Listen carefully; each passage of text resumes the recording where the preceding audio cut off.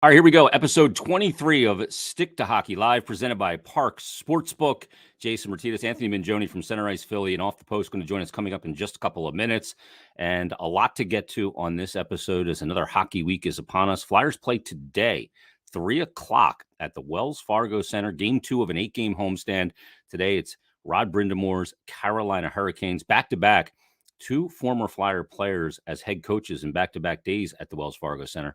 Brindamore and the Canes today, and then tomorrow will be Craig Berube and the St. Louis Blues, who visit Wells Fargo Center. Let me tell you about Parx Sportsbook, because now's a great time to get the app, download it on your phone, on your iPhone, on your Android, whatever you're using, and check it out, navigate it, buzz around on it a little bit, see what it's got to offer, see how easy it is to use. You know, you can check out the different ways to bet, like player performances, same-game parlays, puck lines, money lines, first to score, exact score, over-under on points and the hoops, all kinds of different stuff. It's all there for you, and it's so simple to use. So check it out. It's the Parx Sportsbook app. Again, download it, and all you got to do is open an account, deposit, and you get your first bet risk-free up to $500.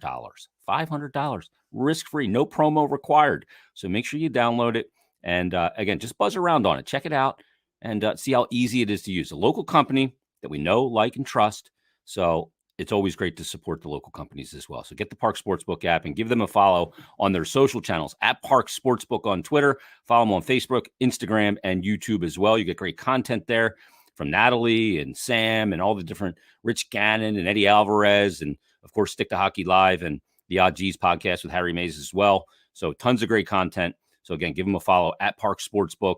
Follow them on Facebook, Instagram, and YouTube as well. Now, this episode, we're going to talk about the Flyers, talk about Claude Giroux. We're going to talk about roster construction, all the different elements, and all the different decisions that need to be made for this team right now, because there's a lot on the table as we get closer and closer here to the NHL trade deadline coming up on March 21st. But right now, welcome him in now. It is Anthony Mingioni from the Stick to F1 podcast on the Stick to Hockey podcast. Where else are you writing, Ant? Where's all the different places?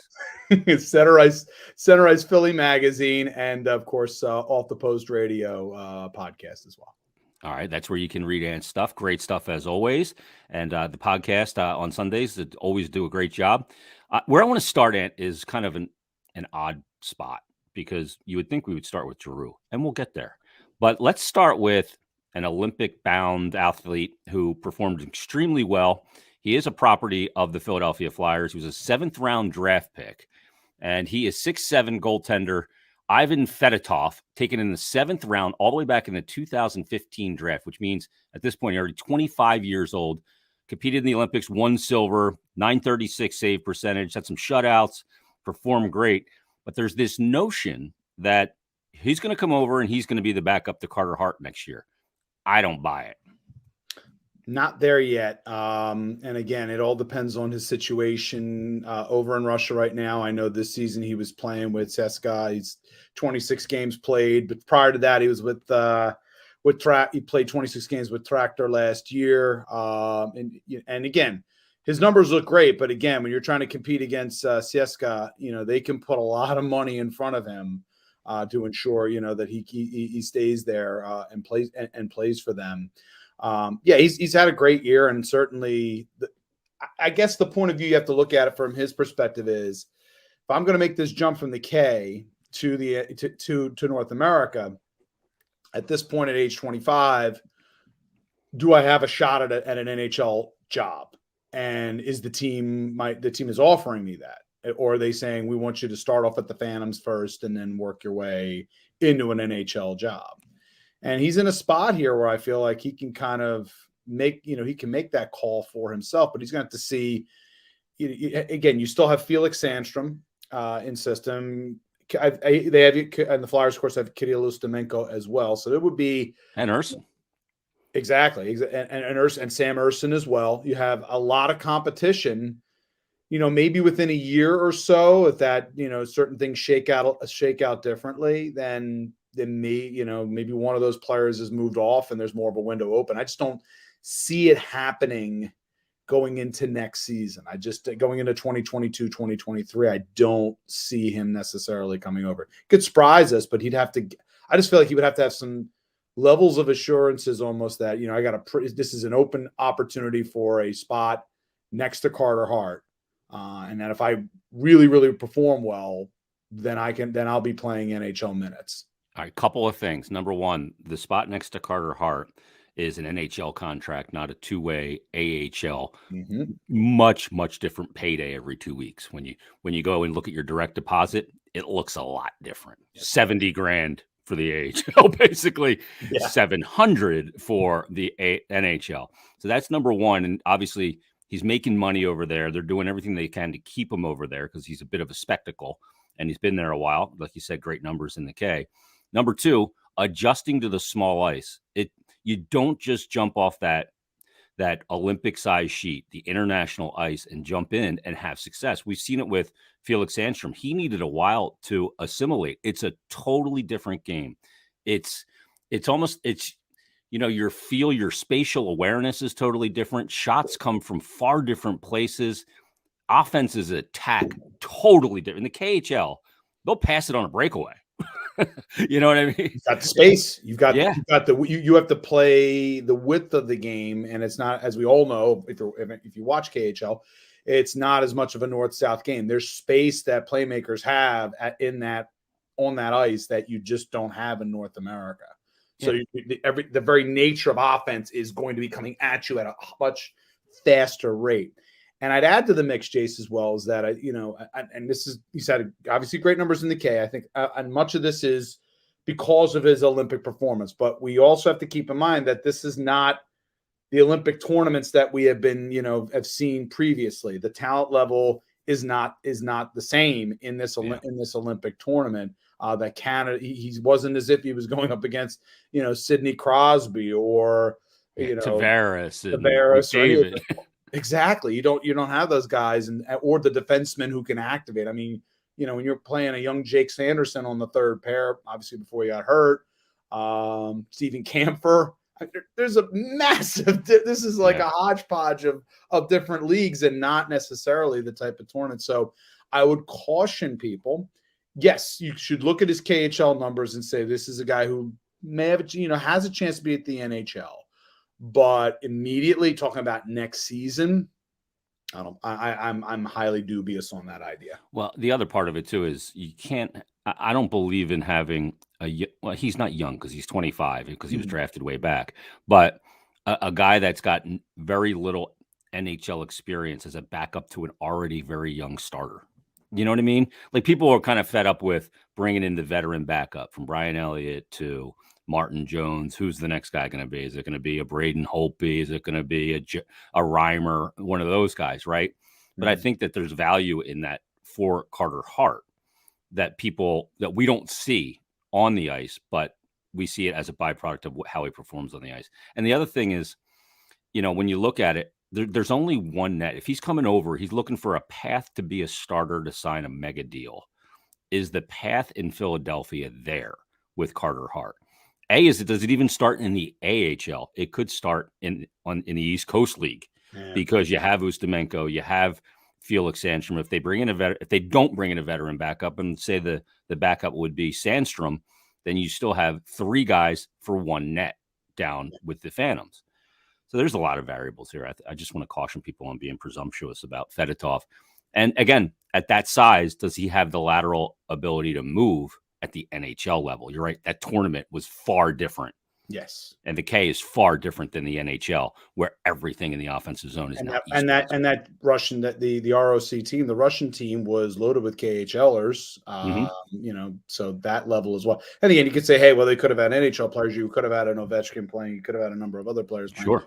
It still was probably a roster of KHL solid enough, but the opposition that you were going up against was very much a hodgepodge. Yeah, I mean, if the NHLers were there, he wouldn't have been there. Bobrovsky and Vasilevsky would have been there, or Sorokin, and the depth in Russian goaltending is absurd at this point.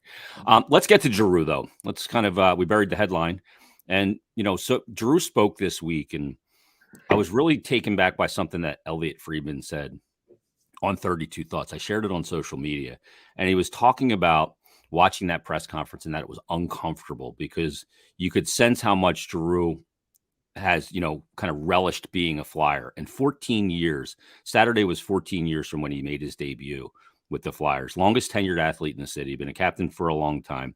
Yeah, the team success in his captaincy has not been there. But and what Friedge was pointing out was that he spoke with Jamie Lundmark's wife. Her name's Erica. I actually know her because she lives in the area and I know Jamie well. And she had sent Friedge a note back when he was playing for Toronto, asking to talk to him about what families go through when players are being talked about being traded or being moved. And this simplicity with which we tend to approach it from the outside of, yeah, he'll go play for a cup contender. Why? Who wouldn't, right? And we think that, well, because they have money, there's not other considerations of family, loyalty, and, wanting to play for the same team and all those things. And I think it was a really important point that we're all kind of glossing over, is that Giroux right now, in a way, seems not wounded, but hurt that he has to leave, that he has to make this decision. Yeah. I mean, you have to look at it, and I think it's a legacy thing as much as anything. And he's poured so much into it. He has. He's poured so much into it, and it's, the phrase of looking over your shoulder and you want to lead, and it's, has he had enough personnel around with him to have pushed for a Stanley Cup during his time, and since he's been captain. And it's unfortunate that what you would call the prime years of Claude Giroux's career, the Flyers were in a constant retool.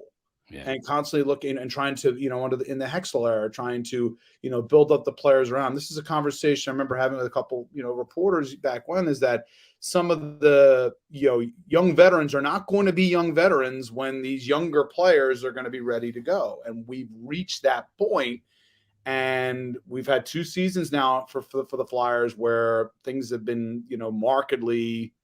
And I'm sure for him, from a legacy perspective, he looks at it. I think he takes having the captaincy on his jersey very, very importantly, very seriously, as well he should, and is acutely aware of the fact that, he's been in the second round of the playoffs when he, as captain. I mean, he obviously got to the Stanley Cup final in 2010 with the Flyers team, but it was just different. He was a younger player, not part of the leadership. So I know he has to be looking at that and saying, I wanted to do it here. I wanted to do it in Philadelphia. And now the possibility of, at age 34, not reaching the summit and pouring everything that you have into this has got to be incredibly wounding for him. It is. Yeah. It's almost like a feeling. You don't want to use the phrase failure, but it probably for him, it has tinges of that. It's obviously much more new. I think it's more nuanced and more layered than that, because I think he has been one of the top players. We all would agree he's been one of the top players in the National Hockey League for a long time. But now he's on the other side of his prime years, and is aware of the fact that he's got numbers that are, I think, put him into the Hall of Fame. But a cup is what would make him a no doubt about it. Yeah. A cinch Hall of Famer for sure. And I think the other thing too, when it comes to Giroux, is, he's a guy that, Dronick talked about it a couple of years ago, that sometimes his competitiveness became a detriment because he would get too wound up and too caught up in when things didn't go well and put too much pressure on himself. He's a guy, I imagine, and I've obviously talked to him quite a bit, that if you played ping pong with him in the players' lounge, he would carve your eyeballs out to win. If you're playing bocce or you're playing croquet, he is going to do everything he can to win. Like, that's what he's all about. And because he hasn't had the right people around him to have team success. And look, that's what the NHL is about. And that's going to lead us right to what we're going to talk about next, Amp, because I've been doing this kind of series on Flyers Daily about what's wrong with the Flyers. And really, the residing kind of feedback I've gotten from fans through my DMs has been, a big thing is development, development at the lower level to get to the NHL, and then development in the NHL. And then the other thing that I'm starting to see, and this is where I want to get your opinion, is about roster construction.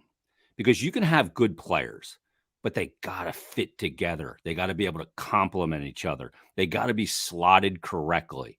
How much of an issue do you see roster construction as the issue with the Flyers? Not this year, because obviously injuries are a big part of it, but overall, Is that a big bugaboo for you?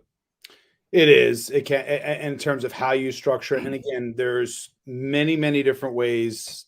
I think we all make the mistake of thinking that there's one specific way that you have to develop the roster. There are many different paths, I think, pathways.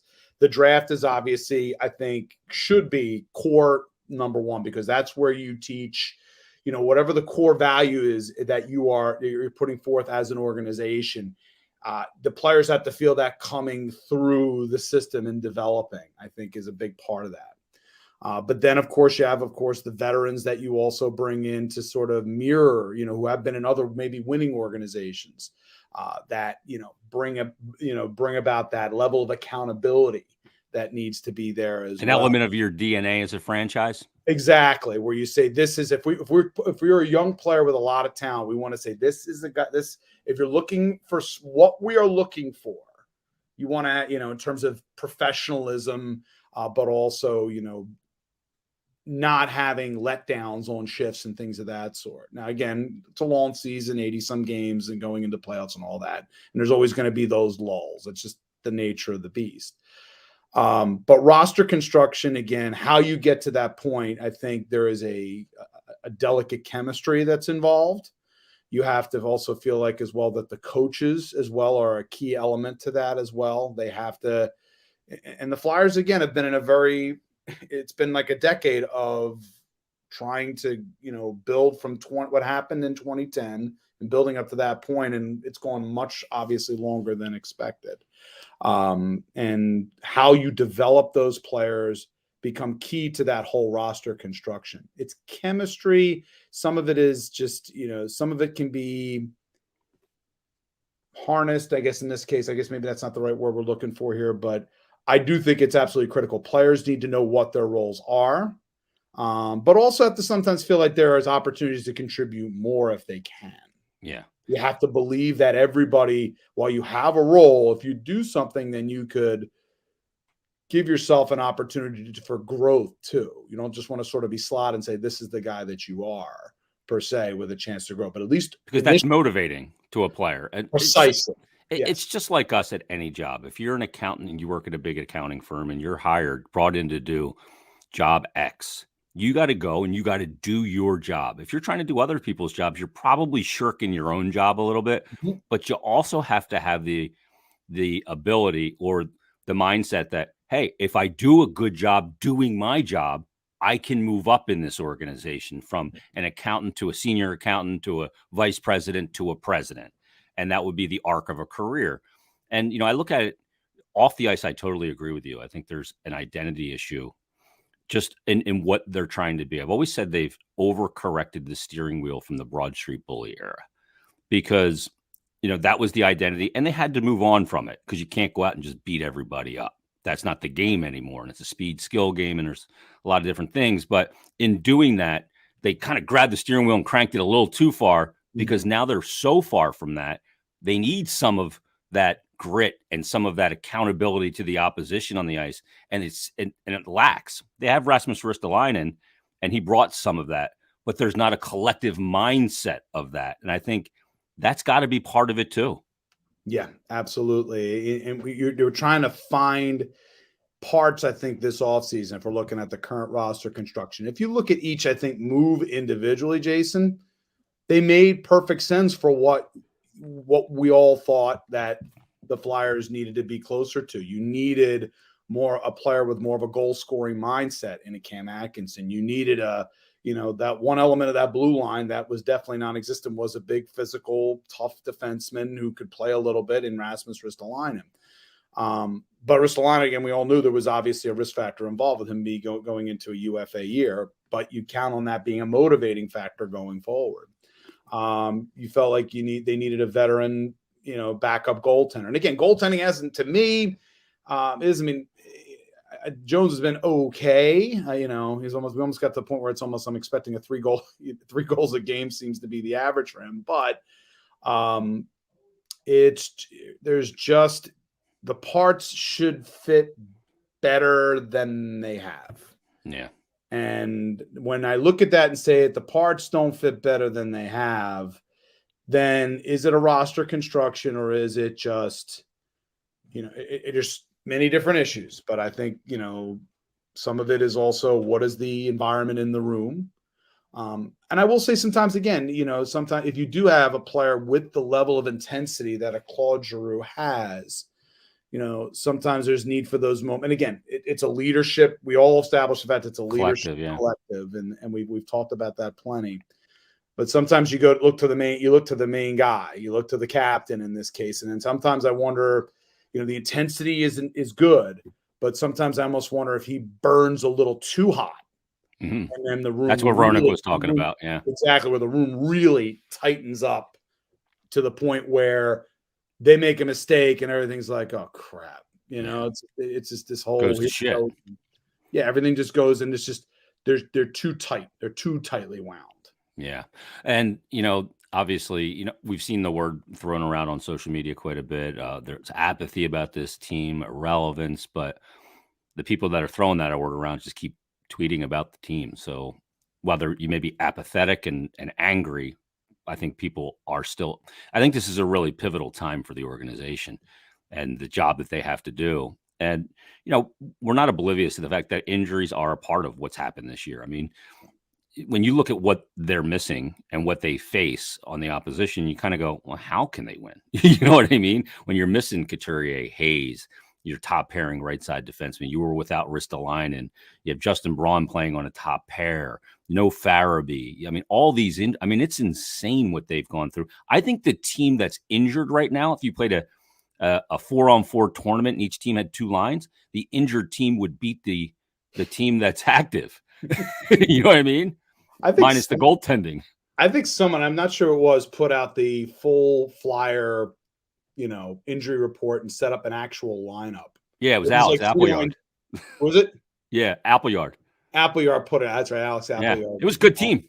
And I was looking at it and going, that roster will probably beat the current one by a 4-2 score, probably. Yeah. It's funny. Like another one of the things gets tossed around when there's going to be a lot of change coming is who's untouchable and who's not. And I have categories for how I kind of put players that on my team that if another GM called about. There's the totally untouchable category, which nobody is in my opinion, on the team. Not even Carter Hart, because if somebody's going to absolutely bowl me over, okay, I'm not looking. You're going to have to really go enormous for me to even continue the conversation. But beyond him, then there's the category guys I'm not looking to trade, but hey, I'm not going to slam the phone down. Guys like maybe, Ivan Provorov, guys, Joel Farabee, obviously, and guys like that, Sean Couturier. Then there's guys I'm going, yeah, I'm in the mood to listen. I don't know if I'm going to do it. It's kind of a coin flip. If I get a good deal and a good hockey trade, it's something that we'll absolutely vet internally. Then there's guys I'm looking to trade. And, you look at it and you go, okay, well, who, some people have tweeted me and said that Zach McEwen was untouchable. This is a fourth line player that was picked up off waivers. And I like Zach. I like him. It's nothing against him. It's nothing against Zach, but there is literally, so and I know replaceable. From we need big physical for the Flyers.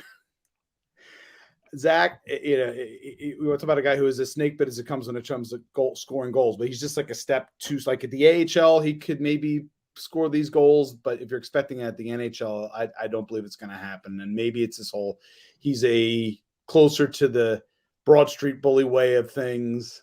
But even then, you still need to have a guy who's able to play. But he can skate a bit. He's physical. If he's on my fourth line, I'm fine. But to say he's untouchable is no, absurd. to use the phrase like untouchable for anybody who's currently on the Flyer who's on the Flyer fourth line. The one player I might get a little bit surprised if he is dealt, but again, if it's a good offer, would be Scott Lawton. Yeah. To me. I think he is if and when Claude is traded, I think it's probably between Scott and Sean Couturier as to who the next team captain is, which is probably in this circumstance because they're the guys with the contracts with the longest tenures. But I could also see Lawton fitting in on a whole lot of contending teams and being a strong postseason contributor for that team. To me, yeah, I totally agree with you because there's a couple of reasons. Number one, what he brings on the ice, shift in, shift out.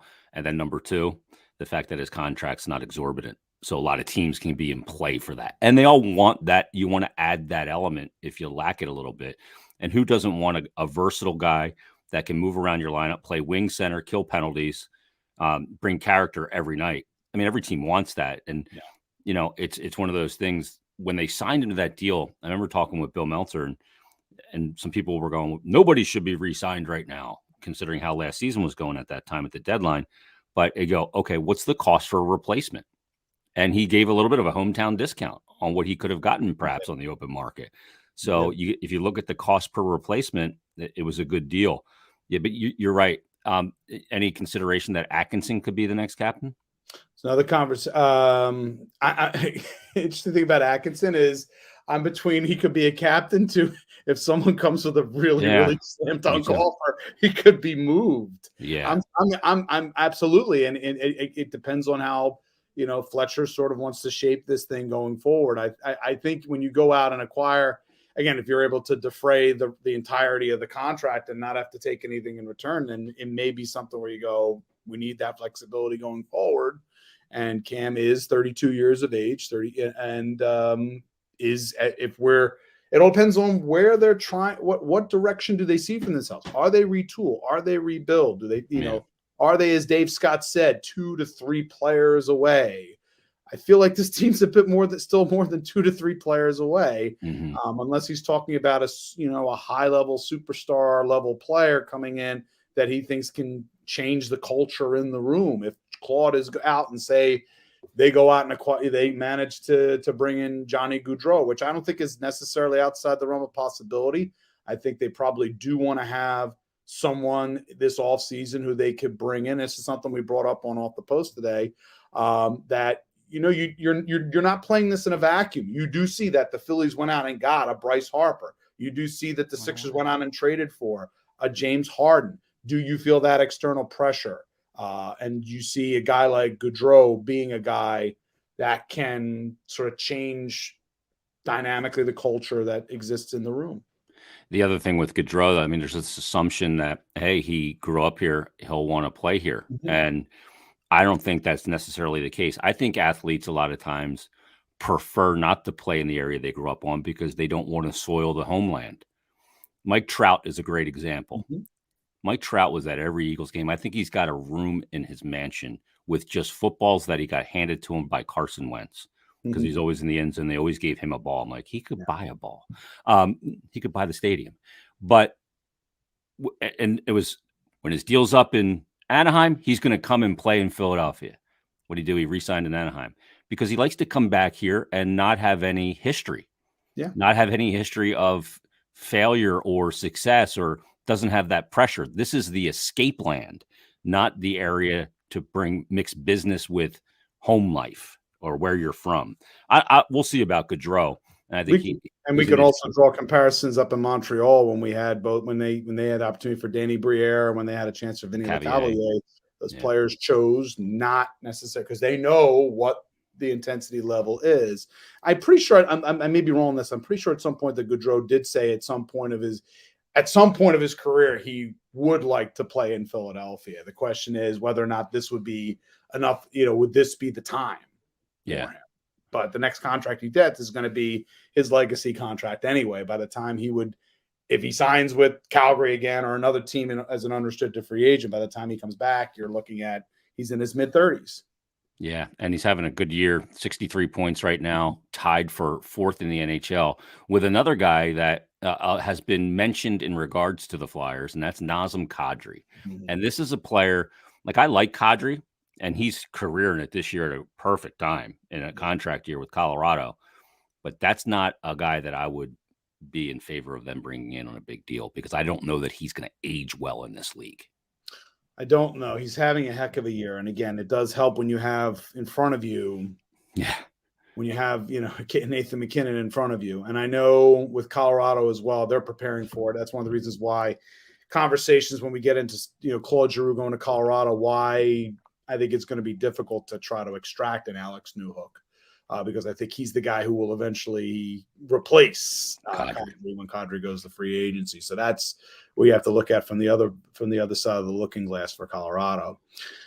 Kadri is I'll put it this way. I am intrigued, but I am not necessarily certain of the aging. I have heard before that before he was dealt to Colorado, that there was an interest level in Kadri from Philadelphia. Whether or not that would come to fruition here in free agency, I have to look at it from the point of view of you have multiple center. Where exactly are you playing Kadri? Are you playing him if you're playing him at center, which is his natural position?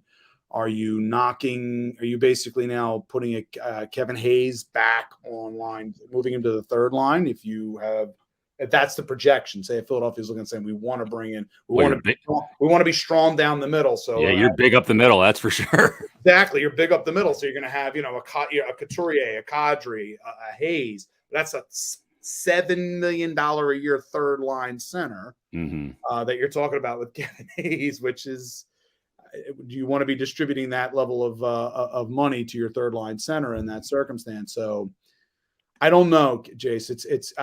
There's things about Kadri's game I do like. I also know that sometimes in the heat of the moment he does some stupid stuff. Meltdowns. He has his meltdowns, and that is an element of a minus for me. But I can't deny his skill set. I mean, I think he's a really, there's a lot of things about his game to like. Yeah, I mean, he's a guy. He scored over 30 goals twice in his career. He had 32 2 years in a row in Toronto. But to me, the term that's been thrown around by Chuck Fletcher and by Danny Briere is high-end talent. They need high-end talent. And I don't think it's a mistake that both of them have used that turn of phrase. And while, you look at Kadri, he's never had more than – he's got 63 points this season. He's going to have a career year. But prior to that, never had more than 61. A high-end talent player to me is a point-per-game player. To me, that's what they need to find. And what I threw out to Bill Meltzer one time on Flyers Daily, I said, okay, when Toronto fails in the first round again, because they will, maybe. But if they fail in the first round this year, I'm calling Kyle Dubas's replacement and asking about Mitch Marner. And I'll say, I'll give you Konechny and I'll give you Provorov, and I'll take Mitch Marner. Money matches. And because they need D help, you're still giving them a forward and a winger in a guy like Konechny. And you get your face of the franchise to replace Claude Giroux and Mitch Marner. And you also now you got a hole in your left side of your top pair. So you got to go out and get Jacob Chychrun. But there's a way to do that as well. So that's my reshaping in kind of my dream world. All right. It's an interesting thought. I've heard that before in terms of again, if you are looking at that high-end talent, but if you're moving guys off, and again, the question is going to be for Toronto, depending on where they're at. Do you look at, they're looking for that, I know Toronto's desire is for a right shot defenseman in that top four. So, but at the same time, if I'm Toronto, I certainly have to look at it. You have to see again who Dubas is replaced if Dubas is not going to be the new GM. It's a pathway to take. And again, if you're moving off, but again, they also have to consider, you also match salaries and everything else in terms of how that would match and where they're at cap wise. That's the other thing you have to take a look at there. Yeah, those two would match. The thing is here's the reason why you target a team like Toronto, because they already have several guys who are the face of the franchise. If you want high-end talent, you can't go to a team that you're taking their best player because they're not going to do it. You got to find a team like Toronto who has Austin Matthews as the young face of their franchise, John Tavares. They have those guys already. If you take Mitch Marner off their, off the marquee, it doesn't suffer as much as if you take, a player, the best player on a team off that doesn't have another star, a star quality player. He's not the best player on that team, but he's a star. Yeah. I agree on that. And in terms of, again, if Toronto does hit the wall again, doesn't get out of the first round again, there is going to be the desire and need to shake the mix. Yeah, they have to. You can't keep doing the same thing over and over again. And again, the question is, how does Toronto view, I mean, they have scouts too, and they can see that, certainly Travis Konechny, he has his moments of offensive brilliance, but we also know that, he can be defensively suspect a bit. Do they look at, do they envision an Ivan Provorov with a Morgan Riley in the circumstance and think themselves that could be a really good top pairing, minute eating top pairing defenseman? We know Provorov is, he's a tough enough customer on that blue line for sure. I think it's also, but I also wonder as well, at least from Philadelphia's perspective, that they want to they really want to have the opportunity to see Ellis and Provorov together. Are they ready to completely cut bait on Ivan Provorov as a top, on this team? Yeah. And that's the part I have to wonder about, Jason. Yeah, this is a big pie in the sky. I think it's obviously incredibly unlikely. But if you look at Provorov, Sanheim, and TK, I don't think all three return. Who returns and who doesn't? I think Provy returns. Sanheim, I think, is a 50-50. Because of the 1 year left. He's got 1 year left on the deal. That could be a case where, again, if you have somebody else out there who's a long-term, if you're looking at a guy, I don't know, again, if you're going to bring up a Jacob Chychrun in this circumstance, if you're looking to basically swap out and Chychrun plays a style that maybe you're looking closer for in that circumstance. But I think you'd have to include something else to go out to Arizona to make the deal happen. Something cheap too, because I think TK is borderline. I think I would angle that he would be probably the guy who would be, of the three, the most likely to be included in a trade this offseason. 80% chance TK's not back. 80% chance he's dealt. You think? Is that a little high? Again, yeah, I think I don't know about 80. It's tough, right? 70-80% is kind of where I feel it is. It's probably maybe I would probably lean closer to the 70%. Again, it depends on how his season closes out too. Yeah. But I would say I had that feeling of that 70-80% probably leaning closer to 70%. Provy, really good deal has to be involved, I think, for them to move off of Provy. I think they still see him as a top pairing defenseman, and as such, I think he stays. And again, I think if Ryan Ellis is recovered, they want to see that for, if they can get a good idea of what they have there. If Ellis is fully recovered, if Ellis, we don't know what the situation is with Ryan Ellis. That's the thing. We're so unclear on that. But in theory, that he gets through the summer, he does recover, is able to play, doesn't get hurt. I think you want to see that pairing and see how that shakes out. And Travis, I think is probably in the 50 to 60% range. Probably, I still think that's and primarily because of the contract. Yeah, it takes him right up to UFA. Yeah, it takes him up to UFA. So that's where you're at there. I think that's why I would agree. Connect me the most likely of those three. All right, let's wrap up on two things. First, let's go to Morgan Frost, and we're going to go to the coaching. But let's start Morgan Frost. Being utilized in a fourth line role, second power play. He's kind of been moved around a little bit, has shown some flashes, but not a ton of consistency.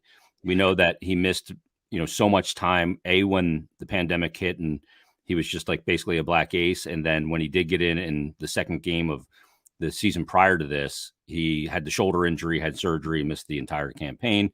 But a lot of people are tired of hearing about Morgan Frost and this prospect that we had that put up such big numbers in the OHL and was so great in junior, and then had a good year in the AHL, but hasn't really done it at the NHL level just yet. And part of the thing with Frost is a lot of people believe that he's being asked to do things that don't accentuate his abilities, as an offensive player, asking him to be more responsible defensively, which everybody needs to be, but there's a line where that really affects a player's creativity and offensive instincts. And, I caution people to kind of go throw the baby out with the bathwater, because I look back at Patrick Sharp's numbers. He didn't score 20 goals in the NHL until he was 25. Yeah. 25 years old. Yeah. And obviously the Flyers dealt him too soon. And then there's other players like Justin Williams that you got to be careful, because not every player's timetable is the same and it's not a straight line. Where are you on Morgan Frost? Morgan, we get the flashes. The thing I will always come back to with Morgan is he has to play at a consistent pace. He has to be going 100. He has to have that engine going at full rev all the time. And I feel like there's still moments here where his engine revs high, and there's other times when I feel that it doesn't rev as high as it needs to on a consistent basis. I do wonder a bit about Morgan. I think sometimes what happens with prospects, if you've been around for a little bit of a while, you do get to maybe I don't want to say staleness to it, but I do wonder if it's the scary thing for the Flyers is if it isn't going to, if it doesn't happen here and it doesn't the environment for whatever reason and the roles that he's been put in doesn't happen here and he goes to another organization and he takes off, you're biting your knuckle because it's just how much of it is. It then becomes very much a case of the player is certainly responsible for his own development as well in terms of the willingness to to do the things that you're asked to do as a player. But I also wonder sometimes, the old change of scenery and things click. For some reason, things just click better to just how you're developed as a player. Morgan's had obviously things, has had a lot of things bite his development. There's no question about that. And that's one of the reasons why I'm hesitant to move on from him this offseason. That being said, if it's one of those things where if it's a game-changing talent that you can add to the NHL roster, does that prevent me from including him in a potential deal? The answer is no. Yeah, a known commodity versus a slightly unknown commodity. Exactly. I just like I said, I do have it in the back of my head, a Patrick Sharp. But again, I always say this to people, maybe Justin Williams would have evolved into that player with Philadelphia. Sometimes it's in a different place. It would. Patrick Sharp, we all know, his well-documented clashes with coaching with coaches. Listen, I was witness to one of them when he was with the Phantoms and he was ticked off at John Stephens for something. And then later on, obviously King Hitchcock had his concerns with him, but he goes to Chicago and the situation was almost ready-made. He didn't have to necessarily be the guy in Chicago, and that all environment matters.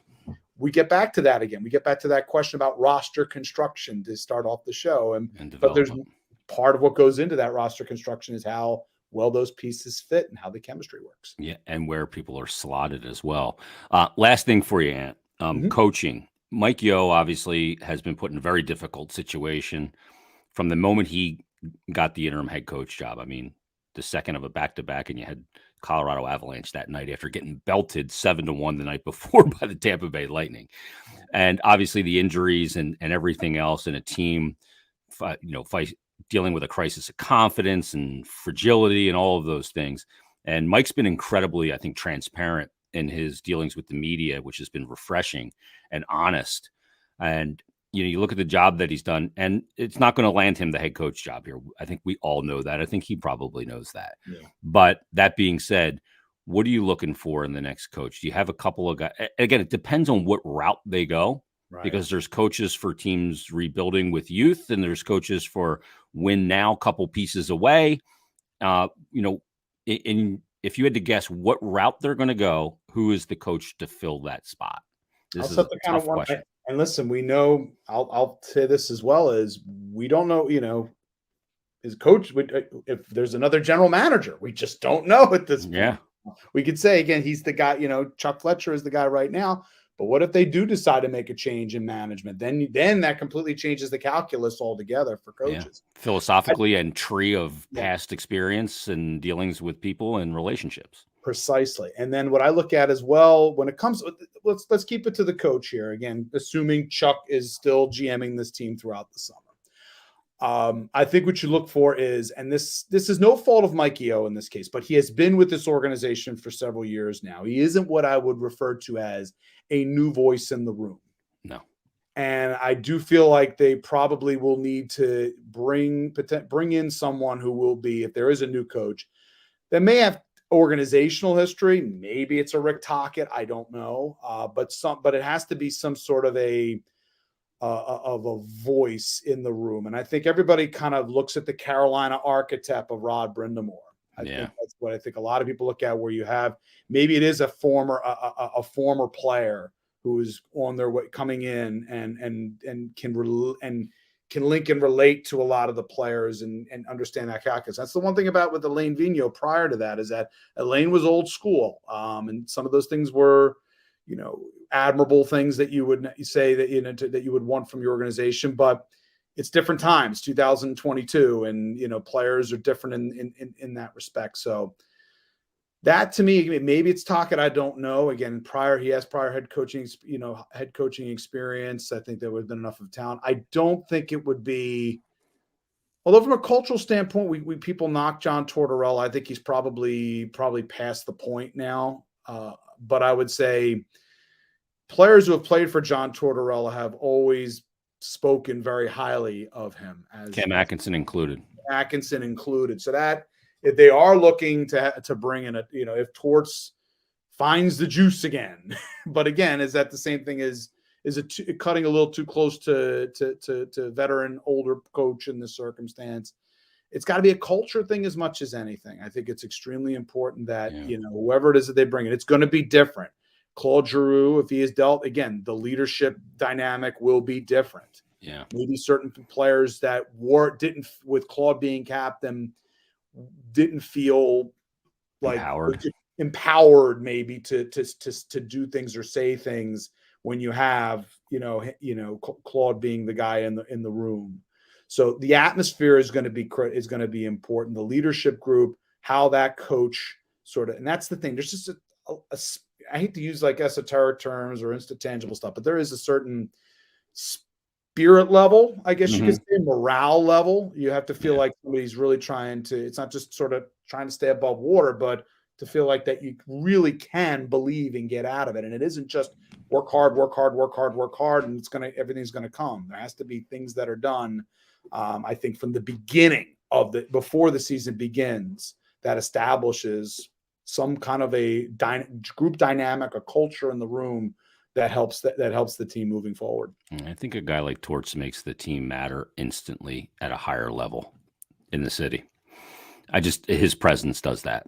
And a lot of his shenanigans are exactly that, to take the bullseye off players. Yes. He becomes the enemy of the media purposely. He's willing to be the bullet magnet, basically. Yeah. And, he'll jump in front of anything. And he doesn't do it in a way that makes you think that that's what he's doing. Mm-hmm. It's just that he's a psychopath sometimes. But that's what he's doing. And I think that's what players appreciate, is that he's the one that's going to take all that stuff. He'll call players out, and he is one tough bastard on players. Yeah. But to me, if you have the right team, then I think he's the right guy. He could be, but what I'll say is that again, it's been a while since John's teams have had consistent postseason experience, but success. We can point to that. All those years in Columbus, that's why. All those years in Columbus, and you're kind of behind it. But again, even in New York, there was certainly he struggled even with star players that he had there. Vancouver is well documented at this point. One and done. It was really the last time that he had extended closer to later of playoff success and a Stanley Cup, and obviously a Stanley Cup ring in 2004. That's the one thing where I'm kind of, yes, he's a name, but are you going to move the dial? I think the players in many ways have to be the guys that are going to move the dial, and you have to find the coach in this circumstance is going to have respect. Players play, coaches coach. I totally agree with you. And the one thing about him, he runs so hot. But the odd thing is that only one of his tenures was short, and that was the Vancouver 1 year, because he just melted down. Mm-hmm. And maybe that just wasn't the right situation for him. But 6 years, and 7 years between Tampa, the Rangers, and Columbus. Yeah. And like you said, most of the players that played for him really liked playing for him. Yeah. And for whatever reason that is, and Cam Atkinson included, that could be part of the equation. Ant, this was awesome. Thanks for doing this, as always. Read Ant stuff at Center Ice Philly and the Off the Post podcast. People can get that on Apple, iTunes, and all that stuff. Yeah, you can sign on Spotify specifically in most cases. Yeah. Mm-hmm. Oh, Spotify, an aristocrat. Well, that's we can blame my co-host Russ Cohen for that. Well, we blame him for a lot. and then of course, and also Full Plus Radio Network, which is basically where we're based off of. So. There you go. That's Ant stuff. And you can catch them soon on the Stick to F1 podcast, as the season's right around the corner as well, with yours truly. Thanks for doing this, Ant. My pleasure, Jace. Thanks to Anthony Mingione for joining us on this episode of Stick to Hockey Live, presented by Parx Sportsbook. We got to scurry. We got to get to the game, because the Flyers play the Carolina Hurricanes coming up at 3:00 today. We'll have another episode of Stick to Hockey Live, presented by Parx Sportsbook, coming up on Thursday. Tomorrow, another brand new episode. Harry's actually in Florida and he will be on location. So we'll have a brand new episode of Parx Sportsbook Presents the OGs podcast with myself and Harry Mays tomorrow as well. So everybody, enjoy the hockey today. We'll join you Thursday for another episode. Make sure you download the app and check it out. It's real simple to use. Just deposit, and you get a free bet, a risk-free bet up to $500 just for checking it out. And again, you can bet on player performances. You can bet exact score today. You can bet on the first guy to score or a certain player to score. All different kinds of bets you can get in on all the games and all the sports. You got hoops, college and pro, maybe baseball coming up here at some point. Of course, you have everything and anything in the world of sport, not just in North America, but internationally as well, to be able to get your money in on. And we'll have Tone's Takes coming up on Thursday's episode, give you some plays. So download the app, check it out, buzz around a little bit, and make a deposit and get your first bet risk-free up to $500. So make sure you follow on the social channels at Parx Sportsbook on Twitter. Follow them on Facebook, Instagram, and YouTube as well. That's going to wrap it up. Stick to Hockey Live, presented by Parx Sportsbook. We'll see you Thursday for another